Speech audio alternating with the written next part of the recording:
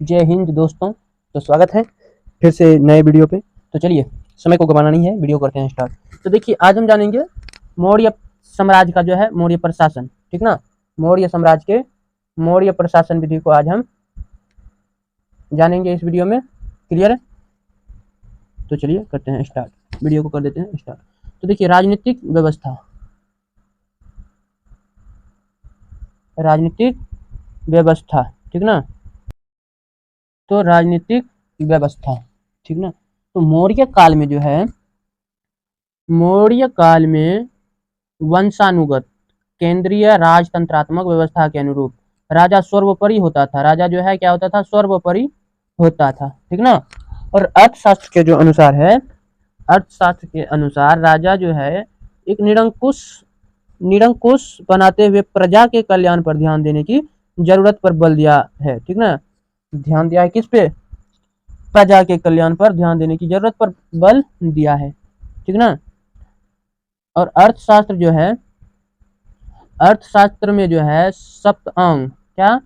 सप्तांग सिद्धांत के अंतर्गत, सप्तांग सिद्धांत के अंतर्गत राजा, अमात्य, जनपद, दुर्ग, कोष, सेना एवं मित्र शामिल थे। और शीर्षस्थ अधिकारी तीर्थ, ठीक ना, तीर्थर या महामात्र, तीर्थर कहें या महामात्र कहलाते थे। तीर्थर कहें या महामात्र कहें, ठीक ना। तो अर्थशास्त्र के अनुसार जो है इनकी संख्या कितनी थी? 18। इनकी संख्या 18 थे।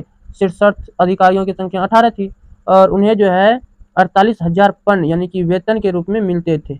48,000 पन यानी कि वेतन के रूप में मिलते थे। पन का जो मतलब होता है चार भाग का 3 हिस्सा, तोले के बराबर चांदी का सिक्का होता है, ठीक ना। चांदी का सिक्का होता है। तब देखिए, तीर्थ या महामात्य, तीर्थ या महामात्य में कितने आते थे? 18, जो कि नाम बताए। तो अब देखिए कौन कौन सा था। मंत्री, ठीक ना, मंत्री, पुरोहित, उसके बाद सेनापति, युवराज, दो वारिक और अंतवैदिक, अंतवैदिक, समाहर्ता, सन्निधाता, प्रशासता, प्रदेष्टि, पौर, व्यवहारिक, नायक, कर्मांतिक, मंत्री परिषद, दंडपाल, दुर्गपाल एवं अंतःपाल। ये सभी जो है किस में आता था? तीर्थ या महामात्र में, जिनका की वेतन कितना था? 48, कितना था? 48,000 पन, ठीक ना। 48,000 पन था इनका वेतन। क्लियर है? तो देखिए, शासन चलाने के लिए जो है, शासन को चलाने के लिए मंत्री परिषद, किसका? मंत्री परिषद, जहाँ की मंत्री बैठते हैं, ठीक ना। मंत्री परिषद का होना जरूरी था, जो शासक को सलाह देने में सक्षम थे, ठीक ना। मंत्री परिषद का होना बहुत ही जरूरी होता था, जो कि शासक को सलाह देने में सक्षम रहते थे, ठीक। तो देखिए, मौर्य काल का जो है प्रमुख अधिकारी कौन कौन थे, चलिए इनके बारे में भी जानते हैं।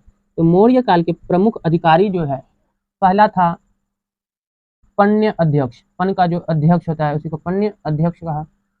पण्य अध्यक्ष, यह जो है वाणिज्य व्यापार का अध्यक्ष होता है। वाणिज्य व्यापार का ये जो है अध्यक्ष होता है। कौन? पण्य अध्यक्ष, पण्य अध्यक्ष, ठीक ना। दूसरा है शीत अध्यक्ष।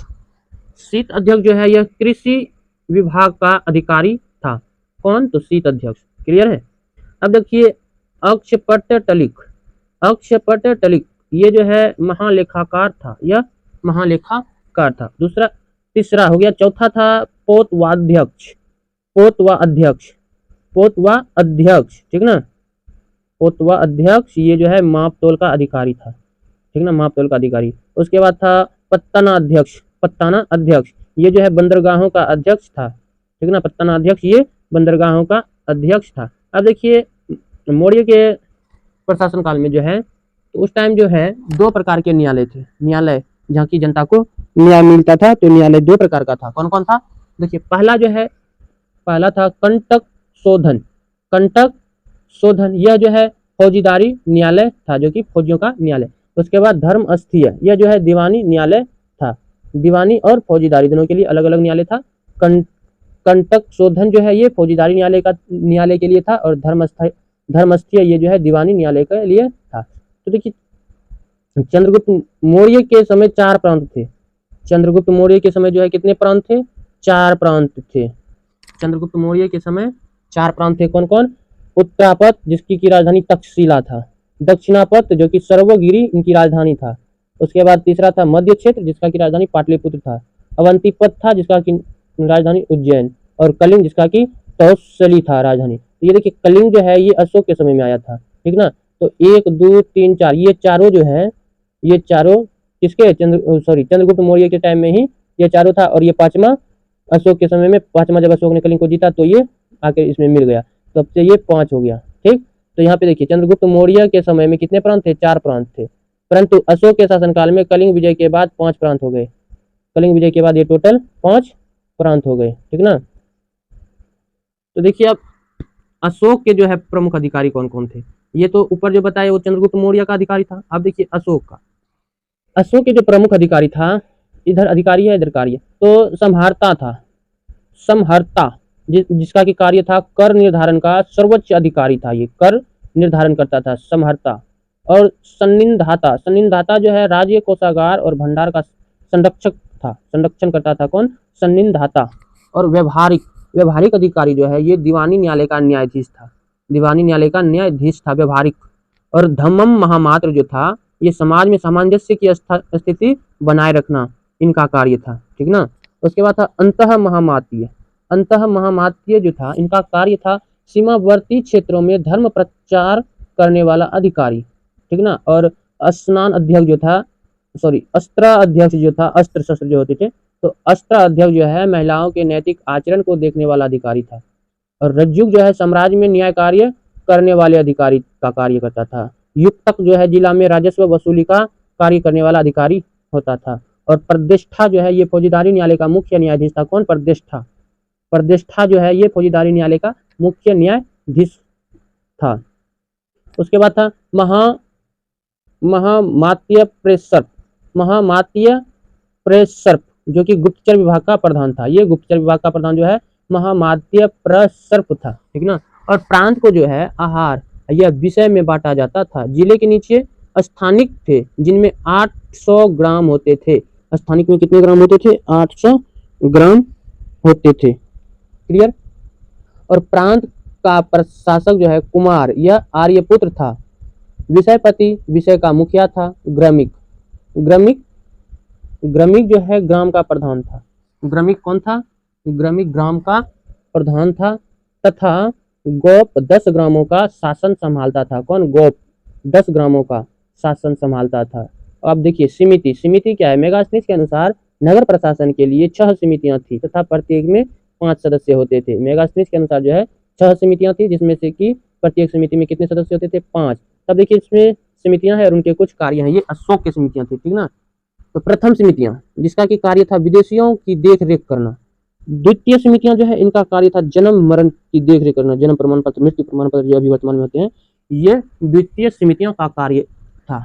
और तृतीय समिति का जो कार्य था, तीसरे समिति का, उसका काम था कि उद्योग एवं शिल्पकार का निरीक्षण करना, सिर्फ निरीक्षण करना था।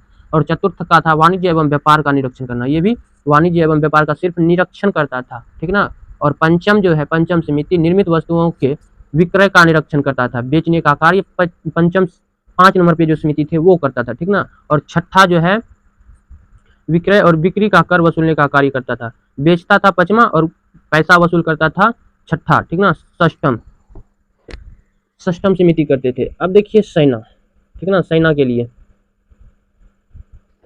सेना के लिए देखिए सम्राट अशोक के टाइम में इनके लिए क्या शासन व्यवस्था थे। तो सेना जो है सैनिकों को नगद वेतन मिलता था, सेना को नगद वेतन दे दिया करते थे।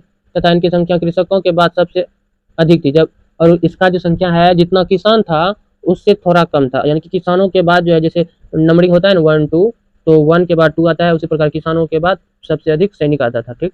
मौर्य के पास जो है एक शक्तिशाली नौसेना भी था। और मौर्य के जो पास था, मौर्य साम्राज्य के पास एक नौसेना भी था। यूनानी लेखक प्लिनी के अनुसार चंद्रगुप्त की सेना में 600,000 पैदल, 600,000, ठीक ना, यानी कि 6 लाख, 600,000 यानी कि 6 लाख पैदल सिपाही था जो कि पैदल चलता था। और 30,000 घुड़सवार, 9,000 हाथी एवं 8,000 अश्वचालित रथ थे। अश्वचालित का मतलब होता है घोड़े पे सवार होकर जो चलता था, ठीक ना। अश्वचालित रथ थे। उसके बाद घुड़सवार जो एक घोड़े पे एक आदमी बैठते हैं वो 30,000 थे। और अश्वचालित रथ 8,000 थे। और 9000 हाथी थे, ठीक ना, बहुत सारे सैनिक थे। ये मेगास्थनीज के अनुसार जो है, तो देखिए अब मेगास्थनीज के जो अनुसार है, इन्होंने कहा है मेगास्थनीज के अनुसार सैनिक प्रशासन के लिए 30 अधिकारी की एक परिषद थी जो पांच सदस्यों की 6 समितियों में विभक्त है। और सेना के लिए भी जो था 6 समितियां, इसमें भी 5-5 सदस्य थे, ठीक ना। तो सेना की समिति देखिए, सेना की 6 समितियां थी, 6 समितियां, इधर समिति या इधर कार्य क्षेत्र। प्रथम समिति का जो कार्य था जल सेना था, ठीक ना, जल सेना। और द्वितीय सेना का जो समिति था वो था यातायात एवं रसद की व्यवस्था करना। तृतीय जो सैनिक था, सेना की तृतीय समिति, ये पैदल सेना की व्यवस्था करता था, पैदल जाने के लिए क्या क्या व्यवस्था होना चाहिए, ये सारा व्यवस्था कौन करता था, तृतीय समिति। और चतुर्थ समिति जो है अश्व सेना की देख रेख करता था, ये देख रेख करता है तो कब किसको क्या चीज का जरूरी है, ये अश्व सेना की देख रेख करता था कौन, चतुर्थ समिति। और पंचम समिति जो है गज सेना की देख रेख करता था, हाथी सेना की देख रेख करता था कौन, ये 5वां समिति। और छठा समिति जो है रथ सेना की व्यवस्था लगाते थे, ठीक है, रथ सेना की सारा व्यवस्था ये करता था छठा समिति। क्लियर है। इस तरह से सेना की भी 6 समितियां थी। अब देखिए गुप्तचर व्यवस्था क्या था, तो गुप्तचर व्यवस्था महामात्य प्रसर्प, यह गुप्तचर विभाग का प्रधान था। महामात्य प्रसर्प जो है यह गुप्तचर विभाग का प्रधान था। गुड पुरुष जो है अर्थशास्त्र में गुप्तचर को गुड पुरुष कहा जाता है। गुड पुरुष किसे कहा जाता है, गुप्तचर को गुड पुरुष कहा जाता है, गुप्तचर को ही गुड पुरुष कहा जाता है और गुड पुरुष को ही गुप्तचर कहा जाता है। तो संस्था, एक जगह स्थिर होकर गुप्तचरी करने वाले को संस्था कहा जाता है। संस्था किसे कहते हैं, जो एक जगह ही स्थिर होकर के गुप्तचरी करते हैं, ठीक ना, उसे संस्था कहते हैं। और जो घूम घूम के करते हैं उसे संचरा कहते हैं, ठीक ना, जो घूम घूम करके गुप्तचरी करते हैं उसे क्या कहते हैं, संचरा कहा जाता है। क्लियर है। अब देखिए इनके सामाजिक जीवन, अशोक का सामाजिक जीवन के बारे में कुछ। सामाजिक जीवन जो है मौर्य काल में वर्ण व्यवस्था सुदृढ़ हो चुकी थी। इसका आधार जन्म था, इसका जो आधार था जन्म था। दासों को कृषि के कार्य में लगाया जाता था। अर्थशास्त्र के अनुसार ब्राह्मण को सबसे अधिक सम्मान प्राप्त था। और अर्थशास्त्र में भी लिखा है कि ब्राह्मण को ही सबसे ज्यादा अधिक सम्मान प्राप्त था। कौटिल्य के अनुसार जो है 15 वर्ण संकर जातियां थी जो अनुलोम एवं प्रतिलोम विवाह के फलस्वरूप उत्पन्न हुए थे। अनुलोम विवाह के फलस्वरूप उत्पन्न हुए थे, ठीक ना। और वर्ण संकर जाति को क्षुद्र के सम्मान माना जाता था। अब देखिए मेगास्थनीज ने समाज को 7 वर्गों में बांटा, दार्शनिक, शिल्पी, योद्धा, किसान, अहीर, निरक्षक एवं निरक्षक के बाद जो आता है सभासद आता है, ठीक ना, निरक्षक के बाद जो है क्या आता है, सभासद। क्लियर है। अब देखिए अनुलोम विवाह क्या होता है, इसमें जो है पुरुष जो है उच्च वर्ण का एवं महिला निम्न वर्ग की होती है, जिसे कि अनुलोम विवाह कहते हैं। और प्रतिलोम विवाह का मतलब होता है पुरुष जो है वो निम्न वर्ग का होगा एवं कन्या उच्च वर्ण की होती है, इसे प्रतिलोम विवाह कहते हैं। और नियोग प्रथा जो है स्त्री का अपने देवर के साथ रहना, इसे नियोग प्रथा कहते हैं। नियोग प्रथा स्त्री का अपने देवर के साथ रहना।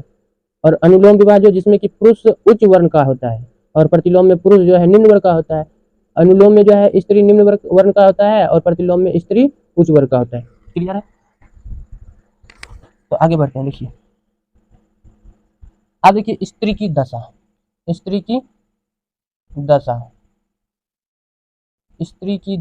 स्त्रियों के लिए जो है उच्च शिक्षा जो है वर्जित थी। मौर्य काल में जो है स्त्रियों के लिए उच्च शिक्षा जो है वर्जित थी। उन्हें सम्राट की जो है अंग निरीक्षक नियुक्त किया जाता था, ठीक ना। स्त्रियों को जो है सिर्फ सम्राट का अंग निरीक्षक नियुक्त किया जाता था। समाज में नियोग प्रथा का प्रचलन था और समाज में जो है नियोग प्रथा बहुत ही प्रचलित था। नियोग प्रथा का मतलब समझ गए, ऊपर जो बताया है, स्त्री अपने देवर के साथ रह सकती है, इसे नियोग प्रथा कहते हैं, ठीक ना।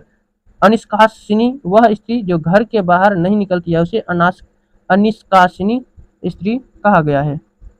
अब देखिए गणिका किसे कहते हैं, गणिका जो है वेश्या को कहा जाता था। गणिका जो गायन गाते बजाते हैं उसे गणिका कहा गया है, जो कि ये वैश्या को कहा जाता है। रूप जीवा जो है स्वतंत्र रूप से वैश्यावृत्ति अपनाने वाली महिला को रूप जीवा कहते थे, ठीक ना। मौर्य काल में जो वैश्यावृत्ति अपना लेते थे उसे रूप जीवा कहा जाता था। तब देखिए आर्थिक स्थिति, मौर्य काल के आर्थिक स्थिति, ये जो है मौर्य काल में राज्य आर्थिक रूप से समृद्ध एवं मजबूत था। अर्थशास्त्र कृषि, पशुपालन एवं व्यापार वाणिज्य पर आधारित थी, ठीक ना। और अर्थशास्त्र के जो अनुसार है 26 अध्यक्ष नियुक्त थे, जिनका प्रमुख कार्य राज्य की आर्थिक गतिविधियों का नियमन करना था। कितने अध्यक्ष थे, 26 अध्यक्ष नियुक्त थे। अब देखिए सिक्के जो है निष्क सुवर्ण जो है, ये जो है सोने के सिक्के को कहा जाता था। कसार कशरापर्ण, कशरापर्ण जो है चांदी के होते थे। धरन, कशरापर्ण धरन जो है ये चांदी के सिक्के होते थे। और काकनी, ये जो है तांबे के छोटे सिक्के होते थे। तांबे के छोटे सिक्कों को काकनी कहा जाता था। उसके बाद है लक्षणाध्यक्ष। लक्षणाध्यक्ष का जो है वो सिक्कों को जारी करने वाला अधिकारी होता था। सिक्कों को जो जारी करते थे उसे लक्षणाध्यक्ष कहा जाता था। ठीक ना। तो अब देखिए, राज्य जो है, राज्य कृषकों की भलाई के लिए सिंचाई और जल वितरण की व्यवस्था करता था। ठीक ना। राज्य जो है किसानों के लिए भलाई के लिए सिंचाई और जल वितरण की व्यवस्था करता था।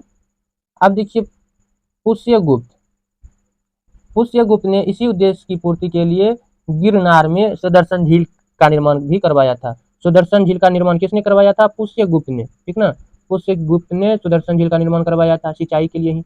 और अदेव मातृका, अर्थशास्त्र में अच्छी मिट्टी को अदेव मातृका कहा गया है। अच्छी मिट्टी को अदेव मातृका कहा गया है। अर्थशास्त्र के अनुसार जो है दो प्रकार की भूमि थी, राजकीय स्वामित्व की भूमि और निजी स्वामित्व की भूमि। राजकीय स्वामित्व की भूमि था और निजी स्वामित्व की भूमि था। और देखिए, भूमि कर जो है 4 से 1/4 से 1/6 भाग लिया जाता था। 1/4 से 1/6 भाग लिया जाता था। सिंचाई कर 1/3 से 1/5 के बीच था। और भू राजस्व एवं सिंचाई कर कुल उपज का 1/2 भाग था, यानी कि कह सकते हैं 1 में से 2, 1 का आधा आधा हिस्सा था। ठीक ना। कृषि भाग कृषि की आय पर राज्य द्वारा लिया जाने वाला कर था। भाग कृषि की आय पर जो है राज्य द्वारा लिए जाने वाला कर होता था। ठीक ना। और उस टाइम जो था, वस्त्र निर्माण एक प्रमुख उद्योग था। उस टाइम वस्त्र का निर्माण करना सबका प्रमुख उद्योग था, जिसका अधिकारी सूत्राध्यक्ष कहलाता था, जिसका कि अधिकारी सूत्राध्यक्ष कहलाता था। और स्थल मार्ग की अपेक्षा जो है जल मार्ग को अधिक प्रोत्साहन दिया जाता था। उत्तरापथ एक प्रमुख राजमार्ग था। भारत का व्यापार जो है रोम, फारस, सीरिया, मिस्र आदि देशों से होता था। ठीक ना। पूर्वी तट पर जो है ताम्रलिप्त तथा पश्चिमी तट पर जो है सोपारा एवं भरोच भृगुकच्छ प्रमुख बंदरगाह थे। और श्रेणी उद्योग की संस्थाएं श्रेणी कहलाती है। श्रेणी उद्योग की संस्था जो है श्रेणी कहलाती थी। बिक्री कर के रूप में मूल्य का 10वां भाग लिया जाता था तथा इसे बचाने वाले को मृत्यु दंड दिया जाता था। और जो भी सामान बिक्री होता था उस पे जो है कर के रूप में जो है मूल्य, जितना भी मूल्य लगता था उसका 10वां भाग लिया जाता था तथा इसे बचाने वाला था। और ये जो बचाने का प्रयास करते थे और राजा को यदि पता चल जाता था कि ये बचाने का प्रयास किया था तो सीधा ही उसका दंड था मृत्यु दंड। ठीक ना। मृत्यु दंड दिया जाता था। तो देखिए, ब्याज को जो है रूपिका एवं परीक्षण कहा जाता था। उस टाइम जो ब्याज पे कोई रुपया लेता था तो उसे रूपिका या परीक्षण कहा जाता था। ठीक ना। अब देखिए, ललित और वस्तुकला के बारे में। ललित और वस्तुकला, तो देखिए ललित और कला, वस्तुकला, कला और वास्तुशिल्प में मौर्य का योगदान महत्वपूर्ण रहा। कला और वास्तुशिल्प में मौर्य का जो है योगदान सबसे महत्वपूर्ण रहा, बहुत ही महत्वपूर्ण रहा। इसमें अशोक ने कई नगरों की स्थापना की और अशोक ने कई नगरों की स्थापना की, जिनमें श्रीनगर कश्मीर में जो कि श्रीनगर एवं ललित पाटन नेपाल प्रमुख है। ठीक ना। ये 2 नाम प्रमुख है। और राजा प्रसाद चंद्रगुप्त मौर्य का राजा प्रसाद महल लकड़ी का बना था। कुम्हराहार पटना में 80 स्तंभ वाले राजा प्रसाद के अवशेष मिले हैं। ठीक ना। ये जो है लकड़ियों का महल था। और दीदारगंज पटना के निकट जो है दीदारगंज, जो कि पटना के निकट है। ठीक ना। दीदारगंज पटना के निकट हैं से प्राप्त याक्षिणी की मूर्ति कला का उत्कृष्ट उदाहरण है। याक्षिणी का जो मूर्ति प्राप्त हुआ है वो ये दर्शाता है कि उस टाइम मूर्ति कला का उत्कृष्ट उदाहरण ये था। ठीक ना। गुफा, देखिए अशोक ने बराबर की पहाड़ी गया के निकट जो है वो काट कर भिक्षुओं के लिए जो है सुदामा की गुफा बनवाई। अशोक के पौत्र दशरथ ने लोमसा ऋषि बराबर समूह की सबसे प्रसिद्ध गुफा एवं नागा अर्जुनी गुफाओं का निर्माण करवाया था। नागा अर्जुनी गुफाओं का निर्माण जो है दशरथ ने करवाया और अशोक ने जो है सुदामा की गुफा बनवाई। ठीक ना। अब देखिए अशोक के स्तंभ, अशोक के जो स्तंभ था, अशोक का जो स्तंभ था, अशोक के स्तंभ एकास्मक है, अर्थात ये एक ही पत्थर से तराश कर बनाए गए हैं। इनके निर्माण में चुनार के बलुआ पत्थर का उपयोग हुआ है। चुनार के बलुआ पत्थर का जो है क्या हुआ है, उपयोग हुआ है स्तंभ में। ठीक ना। इन पॉलिशदार स्तंभों के केवल शीर्ष भाग को जोड़ा गया है, जिनमें सिंह एवं सांड विलक्षण वास्तुशिल्पी के प्रमाण है। ठीक ना, जिनमें कि सिंह और सांड विलक्षण वास्तुशिल्पी के प्रमाण हैं। सारनाथ के स्तंभ, सारनाथ के स्तंभ का सिंह उत्कृष्ट स्तंभ शीर्षों में से एक है। इन स्तंभों का निर्माण जो है धर्म के प्रचार के लिए किया गया था। अब देखिए, लोरिया नंदनगढ़ का अशोक स्तंभ एवं रामपुरवा का वृषभ शीर्ष भी वास्तु शिल्प के उत्कृष्ट उदाहरण हैं। ठीक ना। अब देखिए, स्तूप जो है, स्तूपों का सर्वप्रथम उल्लेख जो है ऋग्वेद में मिलता है। स्तूपों का निर्माण जो है ईंटों से किया जाता था, और सांची का स्तूप विदिशा मध्य प्रदेश, जो कि भरहुत का स्तंभ सतना मध्य प्रदेश, तथा सारनाथ स्थित धर्मराजिका स्तूप का निर्माण अशोक ने करवाया था। धर्मराजिका स्तूप का निर्माण किसने करवाया था? तो अशोक ने करवाया था। ठीक ना। मौर्य काल के विशिष्ट तथ्य देखिए, मौर्य काल के समय का कुछ तथ्य, जैसे मयूर जो है मौर्य वंश का राजकीय चिन्ह था। पाली जो है मौर्य काल में आम जनता की भाषा थी, पाली। और तक्षशिला मौर्य काल में उच्च शिक्षा का प्रसिद्ध केंद्र था उस समय। ठीक ना, तक्षशिला। और मोगलीपुत्र जो है तिस्स ने कथावथु की रचना की थी। मोगलीपुत्र तिस्सी ने कथावथु की रचना की थी। नंद वंश के विनाश में चंद्रगुप्त ने कश्मीर के राजा पर्वतक से सहायता प्राप्त की थी धनानंद को मारने के लिए। ठीक ना। अशोक ने तक्षशिला में विद्रोह के दमन के लिए कुणाल को भेजा था। अशोक के समय बुद्ध की मूर्ति पूजा का उल्लेख नहीं मिलता है, और अशोक के टाइम में जो है बुद्ध की मूर्ति पूजा का उल्लेख नहीं मिलता है। क्लियर है। अब बात करेंगे अगले वीडियो में। ठीक ना। आज का वीडियो यहीं पे खत्म करते हैं, मिलते हैं अब अगले वीडियो में। वीडियो यदि आप लोगों को अच्छा लगा हो तो कृपया करके अपने दोस्तों को भी शेयर कर दें, ताकि वो भी जान लें। चलिए मिलते हैं अगले वीडियो में। फिलहाल के लिए जय हिंद, जय भारत।